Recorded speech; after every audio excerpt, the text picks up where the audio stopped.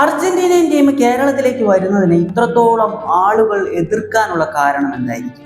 സാധാരണ മത്സരങ്ങൾ നടത്തുന്ന ഒരു രീതിയുണ്ട്. ആ ഒരു രീതിയിലല്ല ഈ ഒരു മത്സരം നടത്താൻ പോകുന്നത്. അതാണ് പ്രധാന കാരണം. സാധാരണ രീതി എന്ന് പറയുമ്പോൾ അതെങ്ങനെയാ? സാധാരണ രീതി എന്ന് പറയുമ്പോൾ Argentinian football board, Indian football board, പിന്നെ അർജന്റീന ഏത് രാജ്യത്തിനെതിരെ കളിക്കുന്നോ ആ രാജ്യത്തിന്റെ football board, Asian football federation, FIFA, ഇവരെല്ലാവരും കൂടെ ചേർന്ന് അങ്ങ് തീരുമാനിക്കും.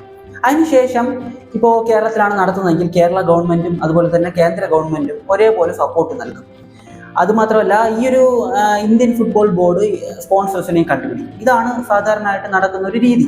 എന്നാൽ ഇപ്പോൾ നടക്കുന്ന രീതി എങ്ങനെയാണെന്ന് വെച്ച് കഴിഞ്ഞാൽ Kerala government, sponsors, Argentina board, FIFA, Asian board, പിന്നെ അർജന്റീന ഓപ്പോസിറ്റ് ആയിട്ട് കളിക്കുന്ന ടീമിന്റെ ബോർഡ്, ഇവർ തമ്മിലാണ് ധാരണയിലെത്തിയിട്ടുള്ളത്.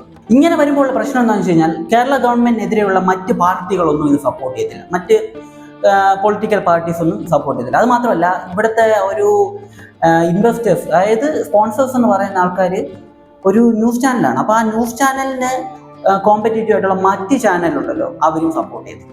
അതുകൊണ്ടാണ് നമുക്ക് തോന്നുന്നത് ഇത്രയും ആളുകൾ ഇത് സപ്പോർട്ട് ചെയ്യുന്നില്ല എന്നത്. പിന്നെ ഏറ്റവും വലിയൊരു കാര്യം എന്ന് വെച്ച് കഴിഞ്ഞാൽ കേരളത്തിൽ അർജന്റീനയ്ക്ക് വലിയ രീതിയിൽ ഫാൻസ് ഉണ്ട്, അതുപോലെ ഹേറ്റേഴ്സും ഉണ്ട്. നമ്മൾ കഴിഞ്ഞ കോപ്പ അമേരിക്കയുടെ സമയത്ത് നോക്കിക്കഴിഞ്ഞാൽ അർജന്റീന കപ്പടിക്കരുതെന്ന് ആഗ്രഹിക്കുന്ന ആളുകളെല്ലാം കൂടെ ചേർന്ന് ഒരു മുന്നണിയായിട്ട് തന്നെ മാറിയിട്ടുണ്ട്. ഇപ്പോഴും ഉണ്ട് ആ മുന്നണി കേരളത്തിൽ.